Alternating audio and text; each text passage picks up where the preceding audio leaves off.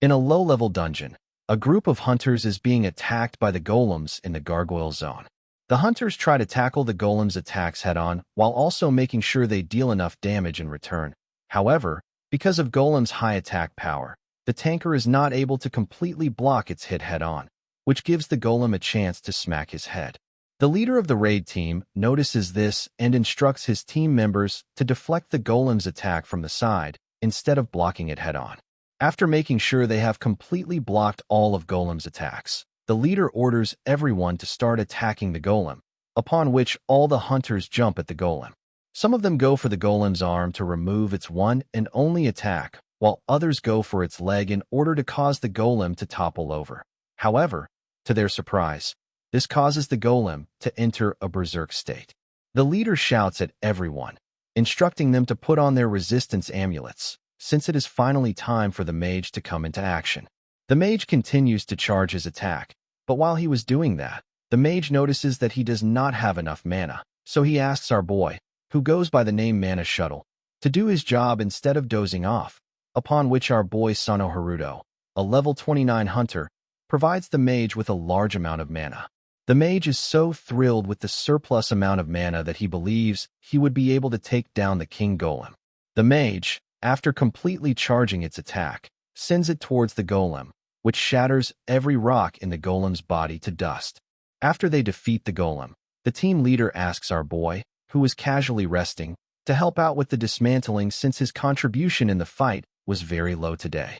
Instead of objecting, our boy quietly agrees to do so, while two hunters mock Haruto for giving support from the back even though he is supposed to be an attack dealer. One of them responds that it is because Haruto has infinite mana generation, which might sound like the most powerful skill to ever exist, but in reality has very little use, because even mages and healers have mana absorption skills, which means that unless it is a boss fight that needs a ton of mana, Haruto's skill is pretty much useless. Even though they are Haruto's teammates, they start mocking him for being level 29 even after working for 5 whole years as a hunter, which is quite abnormal. However, Haruto, despite knowing that his teammates are talking loud enough for Haruto to hear on purpose, does not say anything to them and lets them mock him all they want, because no matter how low the level, a hunter's stats are higher than a regular person's, so there is no way our boy is going to lose that privilege. That is true until Haruto's boss, who is also the director of the Great Sage Guild, tells our boy to start working in the production department. Haruto strongly objects to this proposal, because a hunter should hunt in a dungeon instead of working in the manufacturing department. The director informs Haruto that the reason he is suggesting that to Haruto is because not a single hunter wants to hunt with Haruto anymore. Moreover, because our boy is at level 29, solo hunting is also out of the question for him.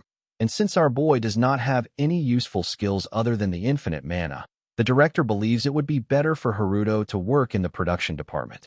Haruto objects to this, telling the director that he is supplying more than enough mana for hunting, and after he achieves level 30, Haruto believes that no one will have any problem hunting with him. The director mentions the same thing Haruto's teammates mentioned after the hunt, and informs Haruto that even healers and mages have mana absorption skills, which are not of much help to most parties. The director further adds that nothing will actually change for our boy at level 30. The director assures Haruto that he is thinking best for him, and tells our boy that this decision was made by the guild with Haruto's well-being in mind. The director mentions that after thinking long and hard for Haruto, the company has decided that instead of supplying mana in the dungeons, Haruto's ability is better suited for the mana potion division in the manufacturing department. Our boy asks if he would be kicked out were he to refuse to work in the production division, to which the director nods, telling our boy that they cannot keep someone who has hit a growth wall in the guild. The scene then shifts to Haruto, who is sitting in the park with a soda can and a rice ball, lamenting getting instant unemployment. Haruto remembers the talk he had with his director regarding his skill, which everyone believes gives Haruto the ability to generate mana and transfer it to his allies. But the truth is that Haruto's skill is a bit more special than that. What is surprising is that Haruto got this skill before he even walked the path of a hunter. Haruto's secret skill is Control plus C, Control plus V, which lets him easily copy and paste any target, just like the rice ball our boy was holding in his hand. No one had ever heard of that skill, so after awakening as a hunter, Our boy had huge expectations. However, it did not take Haruto long to realize that he got a dud skill because it only works on Haruto, and the moment it leaves Haruto's hands, it disappears like a mirage, which means that money copying, gear copying for resale, and any other shenanigans are all useless. There is something more annoying with regard to this ability, and that is the level restriction for copying equipment. Thanks to that, our boy cannot even equip Chungmu's dagger unless he is at level 90, because his retinue is insufficient to equip it. Moreover, the so-called infinite mana generation our boy is known for is just him copying and pasting the measly mana he absorbs. Once pasted, the mana does not disappear and gets transferred to another hunter. Because of that, our boy has also tried copying skills, but it requires very rare monster materials, and to do that, Haruto would need to level up a bit more to be able to copy some high-tier gear, after which Haruto could walk pompously and fully geared in hunts. What our boy wishes to do the most is to acquire and copy Colligia Dragon's longsword, because this sword has 2 unique skill slots along with a defense buff effect. Moreover, this sword also has its own leveling system, which makes it more unique than the rest of the swords. The person wielding the Colligia Dragon's long sword will instantly receive a level 200 boost. However, the main reason our boy wants this sword is that it can be equipped as long as one is level 30. Despite being a legendary sword, it has surprisingly low level sensitivity, making it an ideal weapon for our boy, who is not yet at level 30. But if Haruto copies this sword, he can quickly reach level 230, making this sword critical equipment for Haruto's survival in the current economy.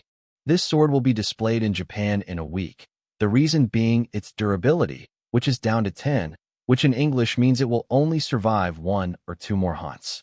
Because it is no longer functional as a weapon, it is being displayed to get some profit, but for our boy, it is a golden opportunity, for he just needs a single touch, since Haruto does not have to worry about durability thanks to his copy-pasting skill. All our boy has to do is to reach level 30 in a week, and after that, Haruto would be able to easily copy that sword. To make sure he reaches level 30 in a week, Haruto joins an unregistered dungeon, where, in the giant spider rest area, he is yet again acting as a mana source. Haruto supplies large amounts of mana to the mage, who roasts all the spiders in front of him to a crisp. After observing the fierce attack power that evaporates the spiders, our boy concludes that level is everything in hunting.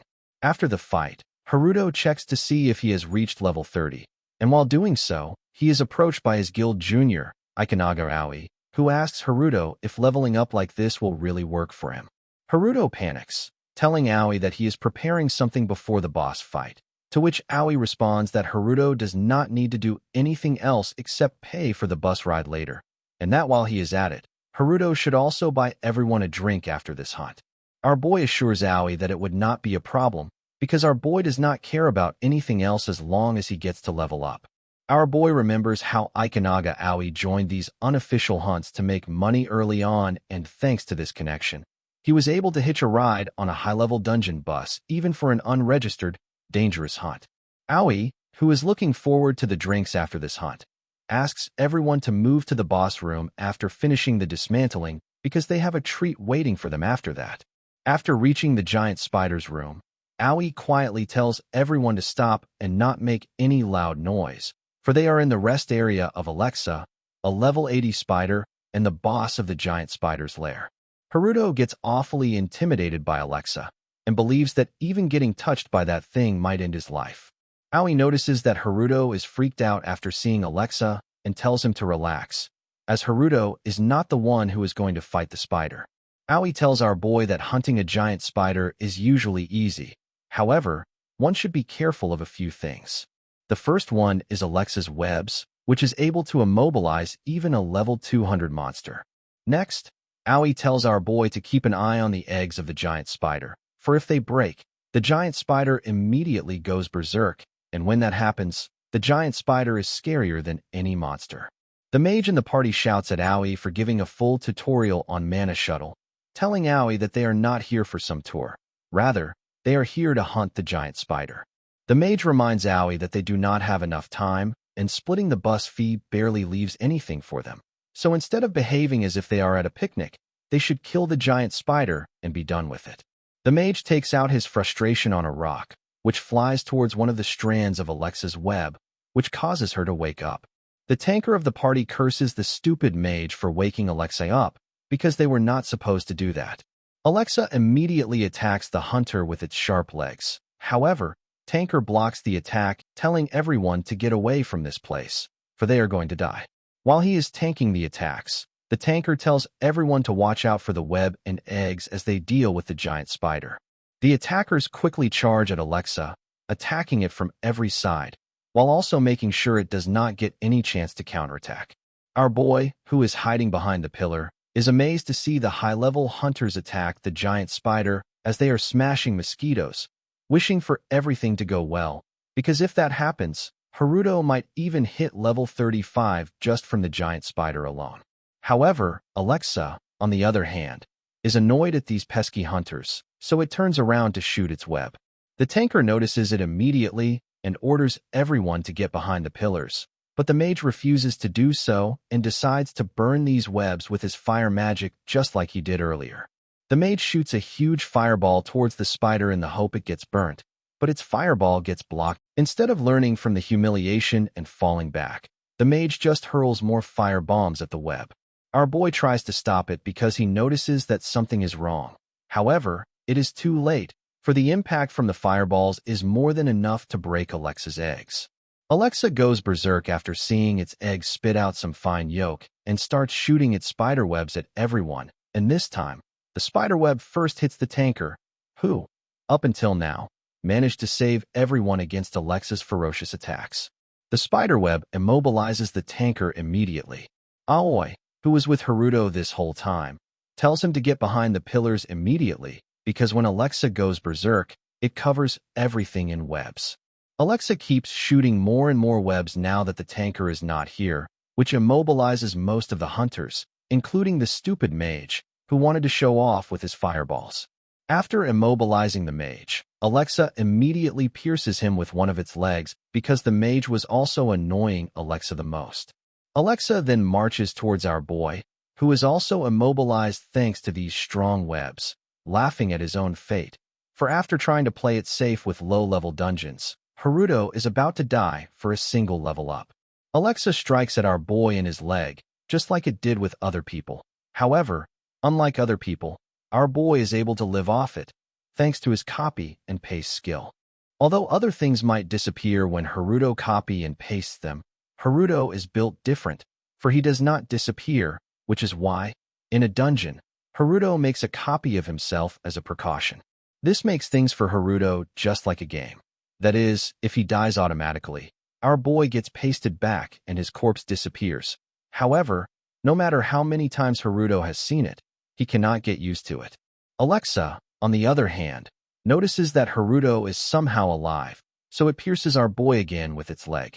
This begins the infinite process of Haruto's copy getting killed by Alexa over and over, but despite copying countless times, Haruto is not able to get out of this situation. While he is wondering about it, Haruto hears Aoi's voice, who wants to get out of this spiderweb, but because Aoi made some noise, it shifted Alexa's attention towards him, putting Aoi's life in danger. Haruto had originally no intention to save Aoi, but after realizing that he should not become a senior who swindles bus fare from a junior, our boy rushed towards Aoi and somehow managed to deflect Alexa's attack, saving Aoi in the process. Surprisingly, Haruto was able to advance to level 30 just by deflecting this attack, which makes him wonder if his attack actually damaged Alexa. But as our boy is wondering about that, Alexa uses this chance to stab Haruto with its leg. Our boy gets joyous over his level up because now all he needs to do is to paste the Collegia Dragon's longsword. Our boy uses his skill to create yet another clone and decides to face off against this spider alone, even if it takes him 100 deaths to defeat it, because now it is a race against time. After over 50 deaths spanning 3 days and 3 nights, and with all the weapons of his party members having broken at his own hands, Haruto has achieved tremendous growth, while, on the other hand, thanks to Alexa not having any regenerating abilities, it is becoming more and more battered with each death. But despite fighting for 3 days straight, Alexa still has enough energy to shoot out more spider silk. the very thing that has sent our boy to the other world 4 times. After dodging all of its spider webs, Haruto runs on top of Alexa by climbing its leg and bonks at its head, which, instead of harming Alexa, causes Haruto's borrowed weapon to break. Haruto falls on the ground, giving Alexa a chance to strike at him. But because of all the wounds it received for 3 days, Alexa collapses on its own. Our boy is joyous at this victory because, despite being a low-level player, he was able to somehow demolish Alexa. Our boy advances more than 10 levels at once, and along with that, he also receives the reward for subjugating the giant spider. Haruto then grabs Aoi, who is still unconscious, and tells him to get a grip. As he continues to walk out of the dungeon while carrying Aoi, Haruto is met with a cruel fate that sends him flying to the ground. Our boy recovers from the hit he received, only to find out that he has been surrounded by Alexa's offspring that just hatched from the egg. This puts Haruto in a bind, because he does not even have a sword now, which would not have been a problem in and of itself since Haruto can just create a clone and run away. However, the real problem is that Aoi is lying down unconscious behind him, and if Aoi dies, it is over for him. But there is no way the spiders are going to give Haruto any chance, so they collectively jump at Aoi. Our boy tries to defend Aoi by putting his life on the line. However, it appears that there was no need to do so because, just as they were about to become food for the spiders, someone came to save them. Surprised at this sudden invasion that killed few of their brethren, the rest of the spiders jump at the hunter who disturbed their mealtime, but that was a bad choice on their part because the said hunter is able to use Hellfire. Hellfire is the highest level fire magic, which is so rare that only a handful of magic-based hunters in this world are able to cast this as a non-incantation spell, and if Haruto's memory serves him right, there is only one such person in Japan, who is one of the sword magicians that wields a staff sword called Witchblade and goes by the name Hunter Nanace. Hunter Nanace is ranked 5th among Japanese hunters, a sword magician of level 450 who is the team leader of the Hunter Association's audit team. Hunter Nanace, who somehow came to this dungeon, asks our boy if he and Aoi are the only 2 survivors, to which our boy nods, telling Hunter Nanace that the rest got killed by the giant spider. Hunter Nanace looks at the battlefield where the baby spider emerged from the broken eggs and is surprised to see that a low-level hunter not only survived in a boss room where the high-level players were wiped out by Alexa's berserk state, but also managed to save his junior. The scene then shifts to the Japanese Hunter Association, where our boy thanks Hunter Nanace along with the dungeon entrance supervisor who filed a missing report for the hunters, because if Hunter Nanace did not arrive there on time. Hunter Nanace responds that it is her duty as a member of the Hunters Association and informs our boy that she has submitted the items from the giant spider after writing the report so Haruto can receive the item and head back home. Our boy gets surprised because he cannot believe that the investigation surrounding the wipeout of the high-level dungeon party and the dungeon bus incident just finished like that. Hunter Nanace responds that dungeon death incidents occur dozens of times a day, so Hunters Association often has death reports signed in advance on the entry forms. As for dungeon buses, Hunter Nanace responds that the Hunter Association turns a blind eye to low-level hunters paying for rides to high-level dungeons for leveling up because the desire to become stronger is a basic instinct for hunters, and although it is illegal, it is still considered a means of training hunters. After explaining everything to our boy, Hunter Nanace asks Haruto if he has any more questions, to which our boy shakes his head, telling Hunter Nanace that he actually feels at ease after hearing the explanation. As our boy is heading out of the investigation room, Hunter Nanace remembers something important and informs our boy that the amount for the giant spider's item distribution Haruto submitted will be deposited to Haruto's account in a few days. Haruto tells Hunter Nanace that he does not need money, so they should give all of it to his junior Aoi. Hunter Nanace once again gets amazed at Haruto for refusing to accept such a large sum of money. However, despite getting amazed, Hunter Nanace believes that our boy is hiding something, because there is no way a low-level hunter would be able to survive in a high-level dungeon that is way above his grade. The scene then shifts to Haruto, who has successfully acquired loads of giant spider silk. A few hours ago, Haruto received giant spider silk as the reward item for the giant spider's subjugation. This item has the same effect as the giant spider's silk, which means that when it is activated by the user, It provides powerful adhesive properties for a certain period. This item can be used at level 40. However, our boy is not excited by this reward, and it is not because he does not meet the level requirement to use it, but rather because Haruto believes it to be just your normal sticky thread that will help Haruto catch some bugs while camping in the dungeon. Despite that, Haruto uses his skill copy and paste on this item, and while he was figuring out how to use the item he received, the giant spider's skill gets absorbed into Haruto's existing skill, which enhances the attributes of Control plus V part of the skill. Our boy gets shocked by this because he did not know that his skill copy and paste could be enhanced. However, despite getting enhanced, the Control plus C part is still blocked. However, as for Control plus V, Haruto was able to receive 3 new options. Haruto wonders if absorbing the giant spider's item caused his copy and paste skill, which was previously unupgradable, to upgrade. This makes our boy conclude that absorbing items that meet the conditions allow for the growth of his skills. Our boy then checks the 3 new options he received.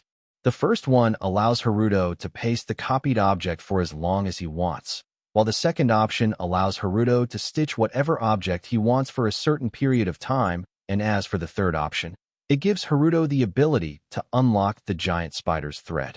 Our boy never expected that the skill that was supposed to be a dud would turn out to be this useful. Our boy tries the first option and lets go of the copy of the giant spider's silk he created while setting it to last for 1 minute. To his surprise, the copy does not disappear immediately as it leaves Haruto's hands, which is a relief in and of itself.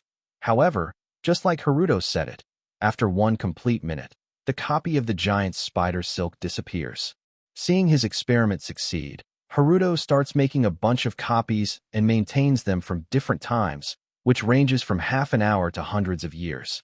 Thanks to this upgrade in his skill, Haruto will be able to walk on the path to become a wealthy and successful hunter. And to make sure his journey goes on smoothly, Haruto first needs to copy and paste the Collegia Dragon's longsword Haruto craved from the moment he saw it. The scene then shifts to Rainbow Bridge in Tokyo, where 2 hours ago, Moore Grant, a level 112 hunter and member of the International Hunters Association, along with Erez Hugh, a level 131 hunter, was leading the trailer carrying the Collegia Dragon's longsword. While he follows the instructions to maintain his vehicle's speed and distance, Moore asks Erez, who is also a member of the International Hunters Association, about how many times she has come to Japan, to which Erez responds that it is her second time coming to Japan, which is something Moore finds strange, because considering how it is Erez's mother's hometown, Erez should have visited it quite often. Erez responds that Japan being her mother's hometown has nothing to do with her, as she does not really feel anything about it. Moore then asks Erez if she has applied for the exhibition because the last place that the long sword will be exhibited is in Japan, to which Erez nods, telling Moore that there is something she wants to find in the Japanese dungeon. Moore wishes for Erez to find the thing she is searching for, but instead of respecting Moore's good wishes, Erez tells him to mind his own business, because if Moore does not, then he might get hurt. As they are talking, Moore gets informed that their vehicle is currently going to pass through the Rainbow Bridge dungeon, so they will be losing all communication for around 5 minutes due to the electromagnetic waves of the dungeon. Moore finds the thought of a dungeon above the sea to be quite romantic. However, Erez thinks differently, because it will be a complete disaster if the bridge collapses. Moore tells Erez to not be boring, to which Erez responds that Moore is just asking to get hurt at this point. The scene then shifts to the Rainbow Bridge's Dungeon Access Management Office, where Shinoda Satoru, a hunter of level 21 and a member of the Great Sage Guild, is doing the boring task of managing the entrance of a dungeon with his senior. Shinoda's senior tells Shinoda to not complain about it considering how Shinoda only got here because of his connections, and informs Shinoda that it was quite difficult to manage here until about 3 weeks ago. While they are talking, a cute slime bumps into Shinoda's shoes, and he asks his senior if it is really alright for these slimes to be outside of the dungeon. Shinoda's senior gets worried, telling Shinoda that something is wrong. However, Shinoda's senior was not even able to finish his sentence when an orc who was standing behind him swings its axe at him. The scene then shifts to our boy, who notices that all of his skill points went up after defeating the giant king spider, and if he pushes a little more, Haruto would be able to reach level 50 in no time.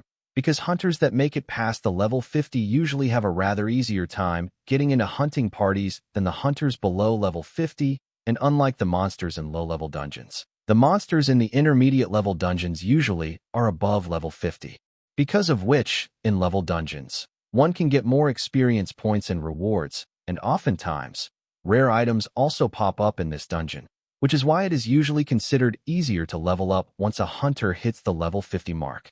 Before Haruto makes his way to the exhibition, he believes that he should make a copy of the giant king spider's parts into sticks. However, as he is wondering about that, there is suddenly a commotion in the Hunters Institute, where lots of hunters are rushing down the hall. Confused as to what is happening, Haruto soon learns that there is a dungeon break. Everything is so confusing that one of the hunters who was running down the hallway does not even know what they are supposed to do before the big guilds join them, upon which his colleague informs him that the trailer carrying the legendary sword that was set to go on display was caught up in this, and apparently it is an official cooperation request from the Internal Hunters Association. Our boy, who, just a moment ago, was not interested in joining the commotion, changes his mind after hearing that the very sword he wanted is in danger thanks to this dungeon break. The scene then shifts to the Hunters Association's rooftop, where further assistance is being requested from the other guilds in Japan, since they have to protect the trailer carrying the legendary longsword no matter what. As they are discussing how to handle things, Nanace joins them and takes charge as their team leader, telling everyone that she is tasked with instructing them about the mission. Nanace informs everyone that instead of focusing on the sword, the Hunters Association's top priorities are to defeat the monsters and rescue any civilians. After giving them the mission briefing, Nanace is about to enter the plane when she hears a commotion on the rooftop and tells everyone to get on the plane instead of causing a commotion. It turns out that the commotion is caused by none other than Haruto, who begs Nanace to take him on the plane with her because he knows that everyone is getting deployed there. Haruto tells Nanace that even though he is not strong enough to defeat the monsters, he can at least help with evacuating the civilians, and considering the current situation, the Hunters Association must use all the help they can get their hands on. Nanace is amazed at our boy, who, despite being a low-level hunter, is once again more than willing to sacrifice his life to save others. Nanace was not expecting that Haruto would be altruistic to this extent, but little does Sean that our boy came here purely for selfish reasons. Our boy manages to get a seat in the plane, where they are discussing the unexpected collapse of the Rainbow Bridge dungeon, even though it has not even been 3 weeks since the Hunters Association finished establishing everything. Nanace responds that there is nothing surprising about that, since anything can happen in this crooked world of theirs, and a building that has collapsed once and been rebuilt has no guarantees whatsoever that it will not collapse again. Nanace reminds them that this collapse is precisely the reason the hunters are being mobilized, since they do not want to repeat the great disaster that happened 15 years ago. 15 years ago, there was a dungeon break with a scale that can be easily compared to a natural disaster. The dungeon break usually happens when the dungeon's monsters are not cleared out regularly. This causes the dungeon to become saturated, which eventually leads to its collapse, and when that happens, the monsters that escape the dungeons begin attacking the civilians, which turns everything into a living hell. Haruto lost his parents to that disaster, and there is something he has not told anyone, since our boy himself has a difficult time believing it. But Haruto remembers how he saw a transcendental being from another dimension appear in front of him, only to curse our boy with copy and paste ability. That being called this curse a gift, and mentioned something about 20 years, and our boy still does not know whether that being was talking about skills expansion or Haruto's lifespan. However, even at this moment, the sands of the cursed hourglass continue to fall. Haruto believes that the reason the being appeared was because of the great disaster, and it might be possible that the day the being appears again, another great disaster will occur in this world. To deal with that, Haruto only has 5 years left, and in these 5 years, he has to become the strongest hunter to find a way to present that disaster, which might even lift Haruto's curse. While the hunters are flying towards the Rainbow Bridge dungeon, the monsters are wreaking havoc there. Things are so bad that Shinoda and his senior would not be able to protect everyone. While Shinoda is wondering about that, a goblin tries to bonk him from behind, but despite getting a job thanks to nepotism, Shinoda is strong enough to take down the goblin. However, that leaves him open for another goblin, who is just about to smash Shinoda from behind. But this time, Shinoda gets saved by his senior, who tells Shinoda to not look away and pay attention to the fight. Shinoda thanks his senior, who is still angry at Shinoda for letting his guard down. Even though Shinoda's senior is pretty rough with his words and often calls Shinoda a Nippo recruit, he still did his best to protect Shinoda from the orcs earlier and with those goblins earlier. It is the second time Shinoda's senior saved him. Shinoda asks if they received any word from their reinforcements, to which his senior responds that they were not able to get an answer thanks to the dungeon's electromagnetic waves that have jammed all communications, though Shinoda's senior believes that their reinforcements are on their way now since they might have noticed that something is strange. Shinoda's senior suggests that they should cross the bridge because that way, they can meet with their reinforcements sooner, but Shinoda asks him if it is a good idea to cross the bridge, to which his senior responds that it is better for them to cross the bridge than get killed by the monsters here. The scene then shifts to Arez and Moore, who are hiding behind the trailer that is being attacked by the Bearmon King, a bear-type monster of level 190. Moore asks Arez if the trailer would be able to handle the monster's attack, to which Arez responds that his defense magic is top tier to the point that even a level 400 monster would not be able to scratch it. But the moment she said that, a fierce monster appeared in front of them, in front of which even the highest level of defense magic would be useless. At that very moment, the reinforcement also manages to reach the Rainbow Bridge, only to get shocked by Keishia, the boss monster of the Rainbow Bridge's dungeon. Nanace notices that Keishia is about to attack, so she tells everyone to immediately prepare to brace for the impact. Keishia, right off the bat, fires its breath, which blows up the damn bridge. However, instead of worrying about the people on the bridge, our boy wonders if the longsword he so desperately wanted is safe or not. With the appearance of the final boss of the dungeon, Nanace changes the strategy and orders the association team to focus all of their attacks on Keishia. Nanace notices that Haruto is not with them. However, she decides to not worry about him, since Nanace believes that Haruto would not die from something of this caliber. Nanace then uses Hellfire on Keishia, which is noticed by our boy, who is once again amazed by this skill, to the point that Hanjun wants to copy it one day. But at the moment, Hanjun has something far more important to do, and that is to copy the longsword of the Collegia dragon. The scene then shifts to some masked individuals, few of whom are concerned about the appearance of Keishia, since it would put all of them in danger if they take even a single wrong step. Their leader, however, assures them that it is convenient because Hunter Nanace and the members of the association will definitely prioritize subjugating Keishia, because the fastest way to calm a dungeon break is to defeat its boss, thus giving them the opportunity to steal the longsword of the Collegia dragon. The leader of the masked individuals instructs them to stay hidden to avoid any kind of encounters with monsters, after which every one of them rushes to the trailer carrying the Collegia dragon's longsword. Our boy, on the other hand, is also heading towards the trailer, and on his way, he notices that there are a lot of corpses of wolf monsters on the road, and by the looks of it, it seems like these monsters were eliminated by another hunter. Haruto got a very bad feeling about it, because the biggest problem with these types of monsters is that they move in groups, which means that whoever eliminated these monsters must still be in trouble, and Haruto is right, because just a few meters away, Haruto notices that there is a hunter who is doing his best to eliminate as many monsters wolves as he can. That hunter is none other than Shinoda, who is doing this to save his senior, who got gravely injured thanks to the recent attack of Keishia. Shinoda's senior tells him to run for his life and leave him to die at the hands of these monsters. But there is no way Shinoda is going to let that happen. Shinoda's senior again tells Shidna that he should be running for his life. However, Shinoda is a stubborn junior who does not want to listen to his senior's particular request.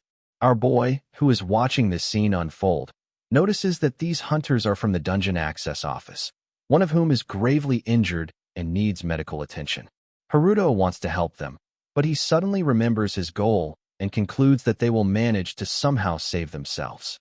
Shinoda Sr., on the other hand, is still arguing with Shinoda and is convincing him to run for his life, informing Shinoda that the reason these low-level dungeons are inside a high-level dungeon is because they get as strong as high-level monsters when they group up together, and the fact that several of them appeared means that there are way more wolf monsters that are about to swarm this area. But despite being faced with several wolf monsters of level 15 that usually attack in groups of 20 to 30 to make up for their low level, Shinoda does not want to run, because he knows that his senior got hurt because of him, which means it is now Shinoda's turn to cover for his senior. Haruto, who was listening to this conversation, suddenly remembers how he covered for his junior, and this was enough to make our boy reconsider his decision. Our boy rushes to save Shinoda, who is holding his own very nicely despite being attacked by one wolf monster after another, and saves Shinoda just before he was about to get eaten by the wolf. Haruto asks Shinoda if he is alright, to which Shinoda nods and warns Haruto about the swarm of wolf monsters that is about to jump at them. Shinoda appreciates Haruto's help, but he suggests our boy get out of here as soon as he can, because even a hunter of a higher level would not be able to hold his own against that horde. But little does Shinoda know that this is exactly what our boy wants. While the wolf monsters are preparing to jump at our boy, he, on the other hand, takes out the giant spider's stick from his inventory. Haruto wanted to put these up for auction first, but he would not be able to do so if he died here. So to make sure he gets out of here alive, Haruto combines the giant spider's stick with his skill option 2, which lets him stitch whatever object he wants for a certain period of time. The wolf monsters jump at our boy, which is enough to take the soul out of Shinoda's body. But to Shinoda's surprise, a large amount of giant spider's web starts capturing the wolf monsters immediately, and after a few moments, it weaves all of the wolf monsters into one large pillar. Because of this, our boy levels up twice, which is less than what he expected. Haruto believes it might be because he tied these wolf monsters together. However, thanks to that, our boy was able to find out that his recent attack is very effective against large groups, though, unfortunately, Haruto does not have a way to deal with those large groups after he ties them up. Shinoda, on the other hand, is amazed at Haruto's skill because he never saw such a skill and starts to wonder if it is a special skill of extremely high level. Shinoda's senior thanks Haruto for saving them and asks if Haruto is part of the support sent by the association, to which Haruto nods, which is not a lie, considering Haruto did ride with them in the same plane. After learning that Haruto was sent by the association, he requests our boy to take Shinoda with him. However, Shinoda is still acting like a child and wants to stay with his senior even if it means he will die. Our boy immediately notices that it is a cliché situation where a junior wants to follow his senior's fate no matter what, and if Shinoda decides to stay with his senior, then it is going to be dangerous for the two of them, which puts Haruto in a small bind. Haruto opens his inventory and hands Shinoda's senior a potion of an intermediate grade, which is quite an expensive item, but since our boy can always copy and paste it, it does not matter. Haruto tells Shinoda's senior that this potion might not give him energy to fight, but it will certainly help him recover enough to be able to move. Shinoda's senior does not understand why Haruto is giving him such an expensive item, but our boy tells him to not worry about that, and instead go home alive with his junior. Shinoda is amazed by how cool Haruto and thanks Haruto for his help. Shinoda also introduces himself to Haruto, requesting Haruto to remember his name at the very least, and promises to repay Haruto for his help someday.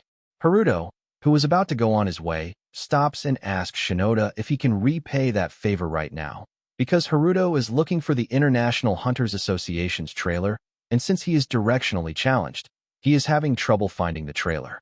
Shinda gets shocked by this, not because Haruto is looking for the trailer, but because today Shinda found out that even hunters can get directionally challenged. The scene then shifts to Arez, who once again is putting Bearmon King to sleep. More comments on how, despite being a hunter, Arez deals with monsters in a non-violent way. While Arez is putting the Bearmon King to rest, they get attacked by the masked individuals, who are trying to take advantage of the commotion to get the Collegia Dragon's longsword. However, Moore does not think they would pose much of a problem, because he has seen many people acting the same way around the exhibitions many times. One of the masked individuals attacks Moore, but there is no way Moore is going to let them walk over him. Moore easily fends off the attack and sends the masked individual flying on the ground, which gives Moore the opportunity to counterattack. Arez notices that something is wrong and tries to stop Moore, but it's too late, for Moore suddenly gets gravely injured without even receiving any attack. It turns out that those masked individuals are using a poisonous item that blocks mana absorption for a certain period of time, which means if Moore keeps fighting like that, he is definitely going to die. The leader of the masked individuals is impressed by Erez's intuition and tells Moore that they never underestimated the hunters of the International Hunters Association. Rather, this is actually how they do their job. Erez gets infuriated at them, for not only are they using a poisonous item that is strictly prohibited by the Internal Hunters Association, but they are also using it on other people without hesitation.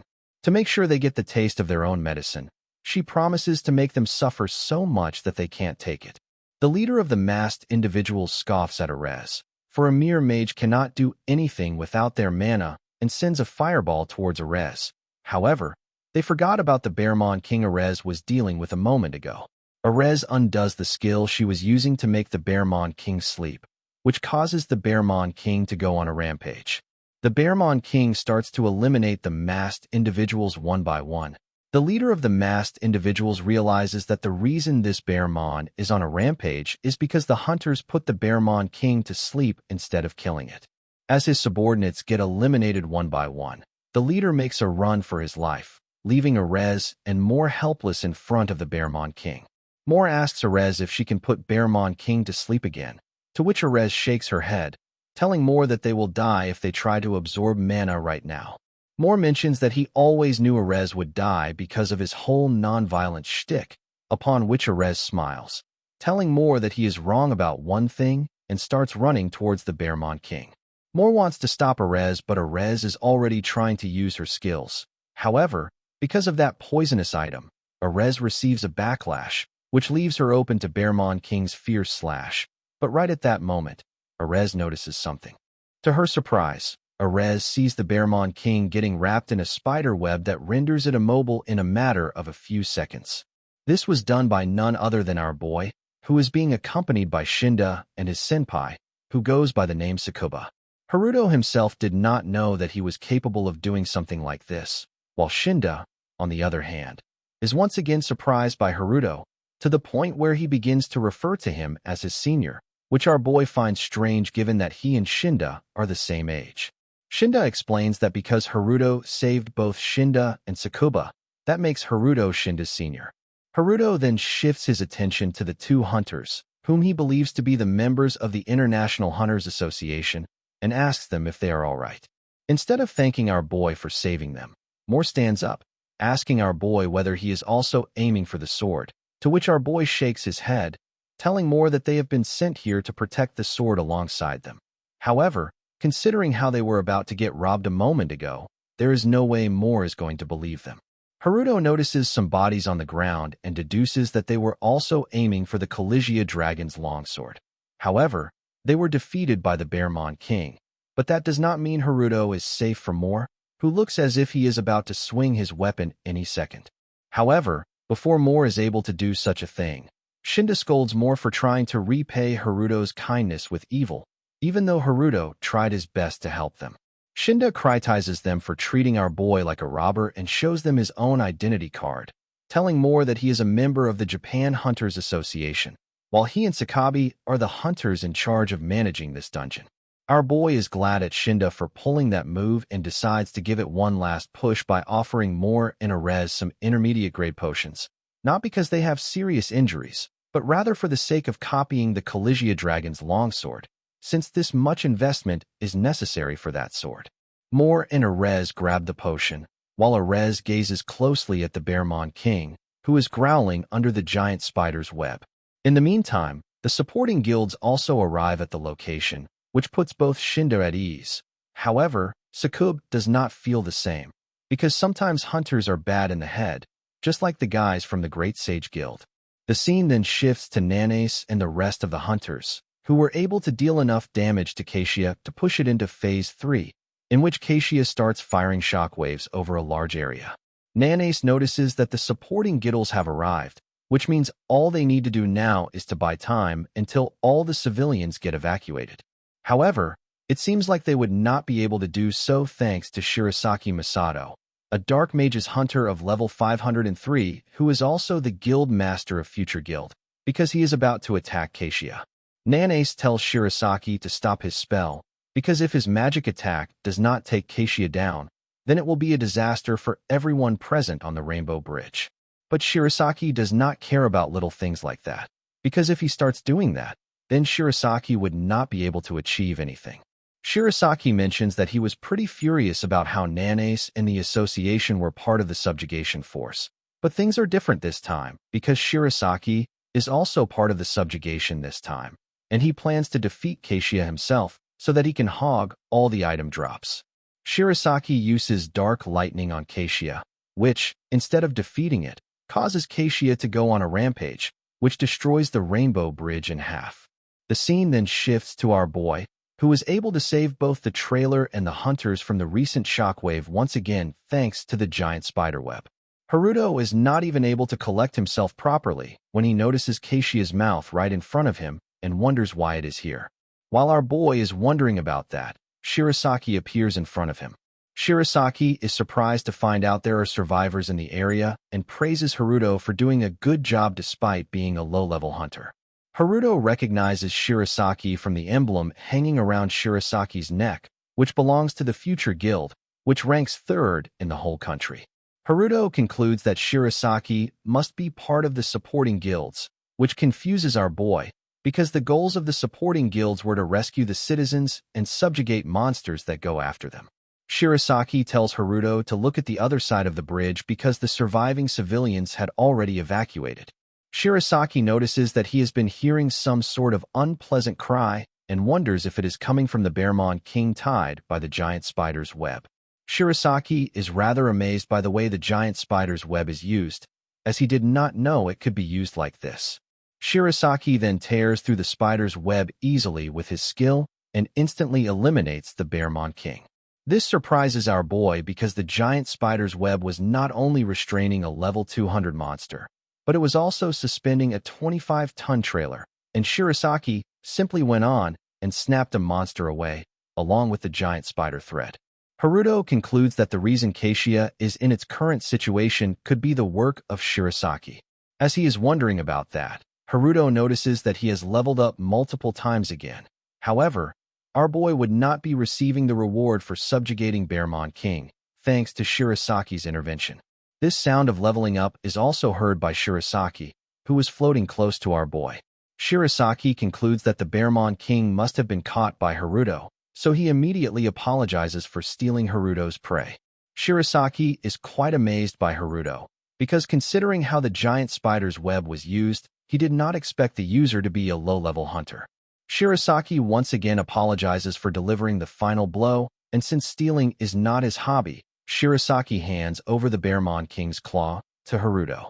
Haruto is infuriated by this intervention, but before he is able to say anything, Nanace joins them.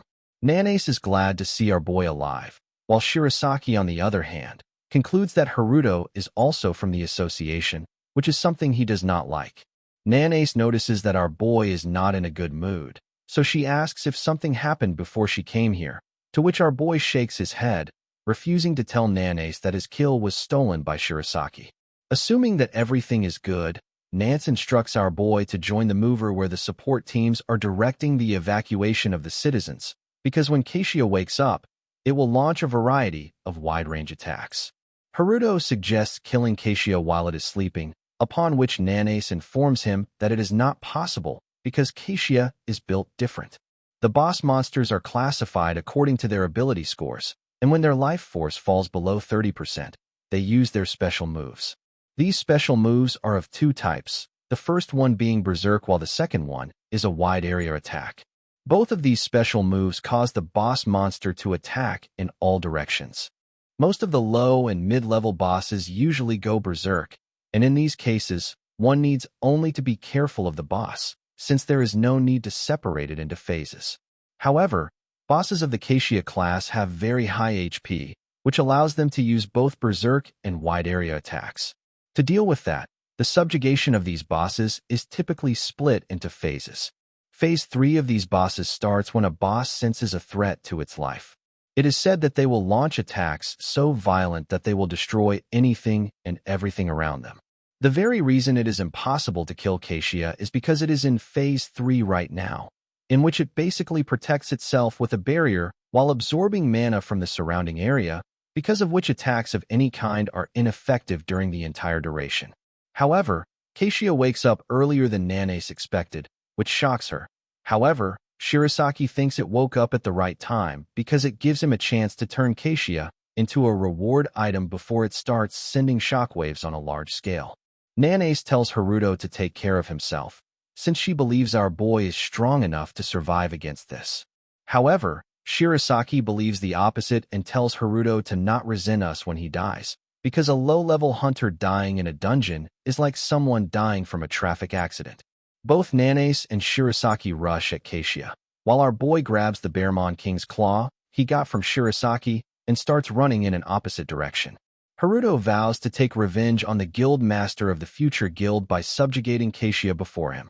Haruto meets with Shinda and the rest, which makes Shinda question if Haruto has come to help them again.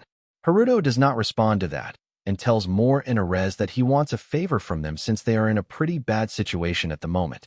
Our boy informs them that Keishia has entered its Phase 3, which means pretty soon it is going to use a wide area attack, and when that happens, everyone present here will kick the bucket, and it will take a long time to find the trailer and the longsword. To avoid that fate, Haruto needs to kill Keishia, but to do that, he needs the Collegia Dragon's longsword. Haruto requests both of the Internation hunters to hand him over the longsword and promises to return it after he defeats the dungeon's final boss. However, Mor does not believe that Haruto is capable of pulling this feat off and tells our boy that just because he saved the two of them a moment ago, it does not mean they are going to listen to Haruto's stupid story. The Collegia Dragon's longsword is very valuable to the International Hunters Association, which is why Erez states that it is impossible for them to listen to Haruto's request. This puts our boy in a bit of a bind, because if this continues, the trailer will be put in danger. While our boy is thinking of a way to get the sword, Erez mentions that a very large amount of mana is required to unlock the trailer, and right now, both she and Mor are unable to use mana because of the poison item the robbers used a while ago.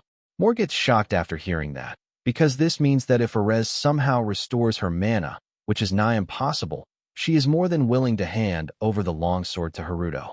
However, little does Mor know that what he thought to be impossible is actually possible since, in dungeons, our boy goes by the nickname of Mana Shuttle. Haruto informs Erez that he can restore her mana since his skill is infinite mana regeneration. Erez does not believe this at first, but once our boy uses his skill on her, Erez starts overflowing with the mana. After gaining a huge amount of mana, Erez uses her skill to unlock the seal on the trailer, which brings our boy one step closer to achieving his dream sword.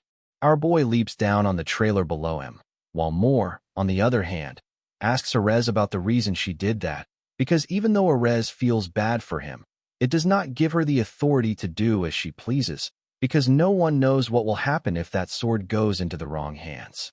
Erez assures Mor that everything will be fine, telling Mor that the reason she entrusted Haruto with the sword is because a while ago, even though Haruto completely tied up the Bearmon King, he did not even try to kill him, which was enough to move Erez's heart. Mor lets out a sigh and tells Erez that she is way too pure for this world. Our boy opens the door of the trailer in hopes of getting his hands on the Collegia Dragon's longsword he so desperately wanted, but alas, at that very moment he gets ambushed by the leader of the masked individuals, who ran away after the operation failed. After he lost his subordinates, the leader did not know what to do for a while after. However, he kept following the hunters, which fortunately led him to his destination. The leader of the masked individual strikes at our boy in the back with his dagger and falls onto the box that contains the longsword. The leader, in his wildest imaginations, did not know he would be getting the Collegia Dragon's longsword this way. However, the moment he opens the box, the trailer starts falling down. Since Haruto ended up dying, the giant king spider's web was released, which dropped the trailer down into the sea, drowning the leader of the masked individuals along with his plans. At that moment, Haruto uses his skill to instantly close the distance and appear beside the thief. Caught off guard, the thief has no time to react. Haruto strikes him down with his sword in a single blow. As the thief collapses, Haruto calmly remarks that he had saved up money to buy that longsword. Haruto stands over a defeated rival guild soldier, holding a legendary longsword he had always wanted. After confirming the enemy is dead, he tries to copy the weapon using a system command. However, it fails, stating that his level is insufficient. Confused and frustrated, Haruto argues that the requirement makes no sense since he is already above the needed level. Before he can react, a voice mocks him for almost disgracing the Red Tower Guild. To his shock, the soldier suddenly regenerates and gets back up, revealing he survived thanks to high-level healing. He takes the sword back and declares that he also repays grudges many times over. Without hesitation, he strikes Haruto from behind with the same sword. As Haruto's health drops critically low, multiple system messages appear. The Collegia Dragon Longsword begins to fuse with him, copying and absorbing all of its abilities. With his HP falling below 25%, the sword's protection effect activates, forcibly triggering its second unique skill, Berserk. A massive spectral dragon suddenly appears and prepares a wide-area attack. At that moment, a man with red glasses and a powerful girl step forward to fight it. After a fierce battle, they manage to defeat the dragon, leaving heavy destruction behind. A system message confirms the boss, Hushia, has been defeated and the dungeon is cleared. The scene then shifts to a meeting at the Japan Hunters Association. A report explains that the Rainbow Bridge dungeon, which had been cleared months ago, collapsed again, causing major damage and casualties. Fuwa Takuo, a level 570 priest, tries to ease the situation, but Teichigo, a level 701 sword master, questions how this could happen. Shinoda Makoto, a level 610 healer, explains that clearing a dungeon does not guarantee it will remain stable. The discussion quickly turns into an argument, with members blaming poor management and suggesting changes in responsibility. Nearby, the girl who helped defeat the dragon quietly wonders if a hunter named Sano survived. Suddenly, another man slams the table and questions the boss's unusually fast return. He directly accuses Hunter Nanace of failing to properly handle the situation. Nanace remains calm and places her hand on the table, instantly shattering it into pieces. Panic spreads across the room. As others shout and warn her about showing such power, Nanace calmly begins to explain her side. Nanace proves her point by demonstrating her skill, Shockwave, which she gained after defeating the boss. She states that Shirasaki, who helped in the fight, can confirm it. All eyes turn to him, and although he is clearly unhappy, he reluctantly agrees. The others misunderstand his response and begin praising him, believing he helped reduce the damage. While Shirasaki forces a smile, he secretly resents Nanace and the unknown hunter who took the boss's reward. Nanace then announces she will personally investigate the dungeon break. She shifts her attention to a team that submitted a late report, making them visibly nervous, before ending the meeting and leaving. Moments later, a man from the International Hunters Association enters with his assistant. He reveals that the Collegia Dragon Longsword was stolen during transport and formally requests cooperation. When someone questions the claim, the assistant explains that the transport was accessed by Hunter Shinoda Satoru of the Great Sage Guild and Hunter Sano Haruto of the Japan Hunters Association. This shocks everyone. The Great Sage Guild master is stunned, while the association chairman denies having any member named Sano Haruto. Outside, Nanace overhears this and grows tense, while inside, Shirasaki quietly sees an opportunity for revenge. Elsewhere, in a hidden base, Hirosaki Takumi, a level 301 dealer and leader of the Red Tower Guild, holds the stolen longsword. He admires its power, noting that it greatly boosts the user's level, and declares it was worth the cost of causing the dungeon incident. A soldier reports to him, apologizing for a delay caused by an unexpected opponent, but confirms the mission is complete. Hirosaki rewards him with money and dismisses him. However, as the soldier prepares to leave, Hirosaki suddenly declares the mission a failure. He explains that such a rare weapon cannot be trusted in others' hands and accuses the soldier of potentially leaking information. Realizing the danger, the soldier panics, understanding too late that he was never meant to survive. Hirosaki confirms this and strikes at the soldier with his sword. A system message then appears, stating that the Collegia Dragon Longsword's durability has decreased, leaving only a small amount remaining. Hirosaki looks at the slightly damaged weapon, realizing it will become a serious problem if it breaks before he finds a way to repair it. Haruto suddenly wakes up, feeling a familiar pain in his body. The hourglass tattoo on his neck begins moving again, signaling that something has changed.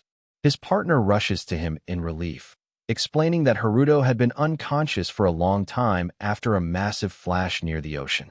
Haruto brushes it off, but his partner continues, describing how their third teammate caused chaos and even forced the Great Sage Guild's search team to carry out a rescue mission. The story reveals that Shinoda Makoto was involved in helping them. Hearing that name shocks Haruto, as he immediately connects it to Shinoda Satoru and the Great Sage Guild. The coincidence feels too strange, leaving him deep in thought. At the Hunters Association, Nanase calmly receives the report of Haruto's supposed death, showing little reaction as she states that death is always a risk for hunters. The meeting continues with representatives from the International Hunters Association, Ares and more, who request full cooperation in recovering the stolen longsword. Moore reveals he can track the weapon through a unique pattern engraved on it, and sensed it being used recently. Nanase realizes this explains why they allowed Haruto to use the sword earlier. Moore warns that the weapon's durability is already low, and if it breaks, it could disappear completely. Ares reacts strongly, but Nanase reveals she already knows the truth. The sword is not just a powerful item, but a keepsake from Ares' missing mother. Moore, clearly emotional, bows and asks for her help in retrieving it. Later, Nanase reflects on the situation, sensing that Ares and Moore are hiding something. She also doubts the report of Haruto's death, believing he wouldn't fall so easily. Her thoughts are interrupted by her father, a senior member of the Great Sage Guild, who asks her to return. She refuses, criticizing the guild's actions. Before leaving, he tells her to visit the Hunter Central Hospital, which surprises her. That night, Haruto sits alone on the hospital rooftop and checks his status. His level has increased significantly due to the sword's effects. He realizes that instead of copying the weapon itself, he absorbed all of its abilities. Reviewing his skills, he confirms that Berserk saved his life. He also discovers that he was the one who defeated the boss, Fuchsia. His abilities have evolved, transforming Shockwave into new powers called Resonant Frequency and Nature Wave. Now, Haruto has become a high-level hunter. Haruto steps into an elevator, smiling to himself about his next move, but his expression unsettles the others, causing them to quickly leave. Now his only goal is to find the man who struck him. As he walks through the hallway, he hears Hunter Nanase arguing with a young man who calls her Nachon and blames her for the dungeon incident. Hearing this, Haruto quickly pieces things together. The Shinoda family is deeply connected, and Nanase was the one who pushed both the Association and the Great Sage Guild to search for him. Then he hears something that shocks him even more. The boy asks if Haruto is safe and where he is. Realizing Nanase is actively looking for him, Haruto panics. He decides he must recover the long sword before she finds him and tries to slip away quietly. But before he can escape, someone grabs him and slams him against the wall. It's Shirasaki. Furious, he accuses Haruto of deceiving him and immediately draws his sword, ready to attack. Haruto tries to explain, but Shirasaki refuses to listen. With no other option, Haruto activates his new ability. As he touches the blade, a powerful vibration runs through it, and the sword suddenly shatters into pieces. The hallway falls silent. Shirasaki stands frozen in shock, while the Shinoda siblings stare in disbelief. The young man hesitates, recognizing Haruto, while Nanase watches closely. She realizes the ability he used resembles the boss's power, and his presence now feels far stronger than before. Meanwhile, across the city, an idol group finishes a performance. One of the members, Erida Sarah, leaves alone in her car, while her bandmates talk behind her back. As she drives through the city, a black van suddenly cuts her off, forcing her to stop. Annoyed, she confronts the driver, but her attitude quickly changes when a familiar man steps out, the one who stole the longsword.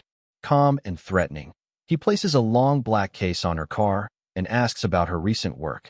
Sarah stays silent, clearly tense. The scene shifts outside, where Moore leads the group to the location where the longsword was last used. Ares observes the area and concludes they are too late. Nanase wonders if they now have to wait for the longsword to be used again, then recalls something important. The culprit who attacked Haruto mentioned being from the Red Tower Guild. Nanace admits she has never heard of such a guild, suggesting it is likely a secretive dark guild. Haruto is surprised by this, but more warns that waiting may not be an option, as the longsword might not last much longer.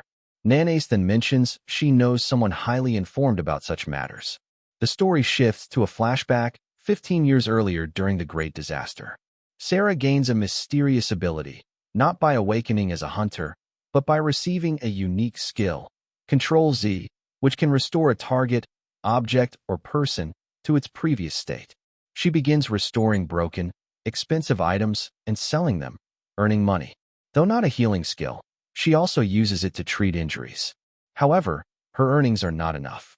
Her parents were severely injured during the disaster and remain in critical condition. Sarah tries to restore them, but the skill requires mana, something only hunters can handle. With little mana, she can only fix minor injuries.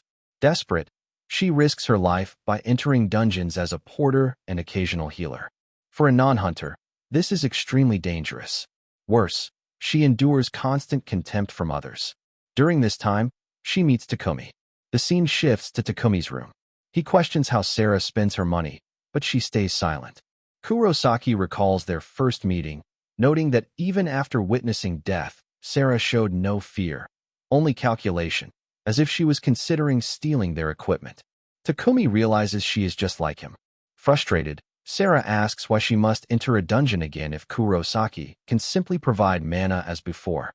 Kurosaki explains he wants her to restore a sword, but it requires a massive amount of mana, too much to handle here. This will be her last dungeon trip. Sarah is shocked and guesses he has found an infinite mana source inside the dungeon. Kurosaki denies it, but says there is a chance it may appear if she goes with him. Despite their contract limiting her dungeon exposure, he asks her to join him one final time, promising a fitting reward. The scene returns to the present at the future guild. Haruto asks if the well-informed person Nanace mentioned is Master Shirasaki, known for causing trouble and stealing information. Nanace confirms this. Haruto, however, questions the choice, noting that for reliable intelligence, the top domestic guilds like the Midas Guild or the Great Sage Guild would usually be the first option. Nanace explains that, at the very least, the future guild has the best information in the world when it comes to dungeon clearing and management, a fact even recognized by the association. The scene shifts to Shirasaki's office. After hearing about the giant golem's remains, also known as an infinite mana generating item, he listens closely as Nanace explains. This item rarely appears in the golem's snowy mountain dungeon and is believed to be a reward tied to the giant golem boss. To locate the hidden dungeon, investigation teams were mobilized, and that is when the Red Tower Guild became involved. Nanace admits she had never heard of this guild before. It appears to be a secretive dark guild that has been quietly recruiting members to conquer the dungeon. That is all the information they currently have. Hearing this, Shirasaki remarks that the group is even worse than expected. They steal from anyone, whether VIPs or dungeon parties, and operate without restraint. Meanwhile, Haruto thinks about the infinite mana item. He doesn't necessarily need it, but its value is undeniable. Anyone would want such power. This raises a question. What does this have to do with the longsword? Did they steal it to defeat the giant golem? If so, the sword's low durability suggests something else is more valuable than it. Nanace suggests this might mean the Red Tower Guild has already found the giant golem's remains, which is why they are moving to conquer the dungeon. However, Ares disagrees. She explains that since the hidden dungeon was discovered 15 years ago, the item has never been found. Having researched the dungeon for a long time, she notes that Golem's Snowy Mountain is infamous for its difficulty. Most hunters avoid it entirely. While some parties once searched for the hidden dungeon, nearly all have given up. Shirasaki questions what could be inside that dungeon to make an assassination-focused group go this far to form a team. Even if it is not the hidden dungeon, something valuable must be there. Haruto then asks when the Red Tower Guild plans to move. Shirasaki replies that he doesn't know. Since recruitment is already over, they may have already departed. This confirms Haruto's suspicion. Everything was planned long before the longsword was stolen. Nanace decides they must head there immediately. She asks Shirasaki for an attack team that can deploy right away. At first, he hesitates, claiming he has no such team. But Nanace points out that the future guild always keeps a standby force comparable to the association's. Shirasaki pushes back, warning that information about hidden dungeons is often unreliable and not worth the risk, especially in such a harsh environment. The scene shifts back to the Golem's snowy mountain, where golems charge across the frozen terrain. Despite his reluctance, Shirasaki ultimately joins the operation. Haruto and the others are there as well. The mission has begun. A few moments later, the team is battling the golems. However, the creatures keep regenerating and counterattacking, slowing their progress. Frustrated, Shirasaki realizes this will take longer than expected and orders his team to destroy the golem's cores to stop their regeneration. He then unleashes a powerful spell, shattering multiple cores at once and dropping the golems instantly. With momentum regained, he commands everyone to push forward and eliminate as many golems as possible, restoring the team's morale. Haruto notes that Shirasaki initially didn't want to come, yet now he is leading from the front. The scene shifts to earlier. Ares tells Haruto that once inside the dungeon, he must defeat as many golems as possible. When Haruto asks why, Ares explains that this is the condition required for the mid-boss to appear. According to her research, this dungeon is an inductive type, which confuses Haruto. Shirasaki clarifies that hidden dungeons often work this way. In normal dungeons, areas are divided into zones, allowing hunters to head straight to the boss if they know the route. But in an inductive dungeon, specific conditions must be met for the next area, or boss, to appear. If even one condition is missed, progress stops entirely. Ares adds that an error 15 years ago likely disrupted the dungeon system, which is why the hidden dungeon has not appeared since. Understanding this, Haruto confirms that defeating a large number of golems is the trigger for the mid-boss. Ares agrees and stresses they must act quickly and thoroughly. If the mid-boss drops a key item needed for the next stage, then that is likely what the Red Tower Guild is after. They must secure it first. Back in the present, Haruto faces the golems, focused on finding the Collegia Dragon's longsword and completing his goal. He activates one of his new skills and defeats a golem in a single strike. The other hunters are shocked, recognizing the ability as giant spider's thread, a skill from a low-level dungeon, yet far more powerful than expected. Meanwhile, Ares shouts for everyone to keep attacking, while more charges forward, crushing the golems ahead. Suddenly, a massive golem appears from behind and launches a heavy attack. The team tries to retreat, but they are too late. The strike lands. At that moment, Nanae steps forward and unleashes a powerful shockwave, instantly defeating the giant golem and stopping its advance. The remaining hunters are relieved and thank her. Then, Nanae notices someone in the group and immediately confronts him. She grabs the young man, Kong Songyemo, and demands to know why he is there. Nervous, he explains he joined through his brother's party. Seeing this, Haruto recalls a past moment where the same boy desperately begged to join a dungeon team, leaving a strong impression on him. In the past, Songyemo insisted on joining Haruto, worried he would get lost again. Haruto eventually agreed, but only if Songyemo joined his party instead of the main raid group, which made him excited. Back in the present, Nanae is furious, questioning why Haruto would bring someone so inexperienced into such a dangerous dungeon. Songyemo quickly defends him, insisting that Haruto is far stronger than he looks. He reveals that it was Haruto, not anyone else, who defeated the boss. Hearing this, Nanae is shocked. She realizes the ability Haruto used matches the boss's power, confirming that Songyemo is telling the truth. Haruto is much stronger than she initially thought. Meanwhile, elsewhere in the dungeon, Sarah is with the longsword thief from the... He explains their strategy. They blend in with the main raid and secretly take down enemies at the right moment to collect mana and items without being noticed. He points out that most high-level hunters neglect detection skills, making this tactic effective. He checks a device used to gather mana and notes that it's working, but slowly. Sarah, already familiar with it, asks how much is needed for their real goal. He explains they will need even more than usual. From this, Sarah understands that they must defeat the hidden boss to achieve it. The man confirms this and adds that a powerful barrier protects the hidden area. and only the Collegia Dragon longsword can break through it. When Sarah questions how he knows this, he avoids answering and tells her to focus on collecting items. Though she finds the method questionable, she goes along with it, determined to achieve her personal goal. Back with Haruto, the battle continues as waves of golems keep appearing. Even after defeating a large number, they don't stop. Suddenly, a different golem with a glowing core appears in front of him. Sensing something unusual, Haruto tries to copy its power, but before he can, the core disappears into the ground. The entire area begins to shake. The white-haired hunter realizes what's happening and announces it. The next stage has begun. A massive golem, far larger than the others, rises from the ground. The mid-boss has finally appeared. Haruto and Hunter Kinosaki shout for the team to fall back as chaos erupts. Kinosaki spots the glowing core and warns Haruto. He quickly devises a plan to trap the core using the spider's thread, but the golem absorbs nearby rubble and grows larger. Haruto realizes the real danger. The golem is preparing to merge with all the scattered remains, which would make it unstoppable. He urgently instructs a specific hunter to fall back and use Hellfire. Nanace agrees, explaining that less powerful attacks are futile. They must take down the golem quickly. Kinosaki snaps at her, stating that they may need to take care of every piece of rubble to prevent the golem from reforming. Haruto hesitates.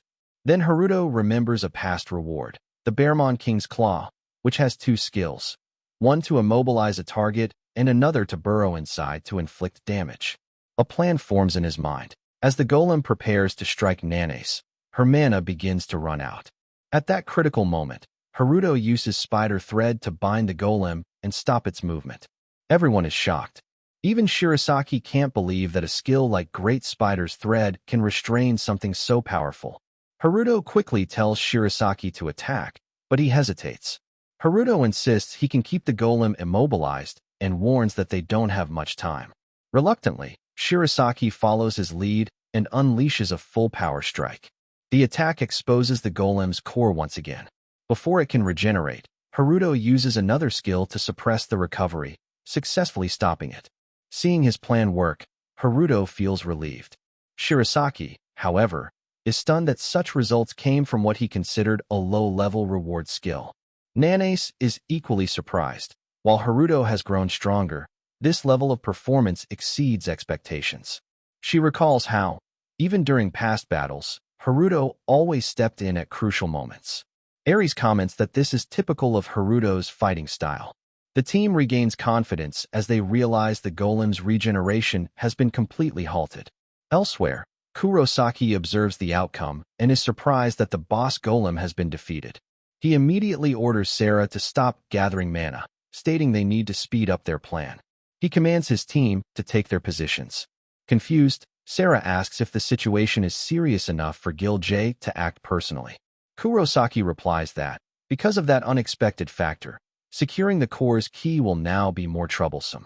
Before leaving, he tells Sarah to get ready as well.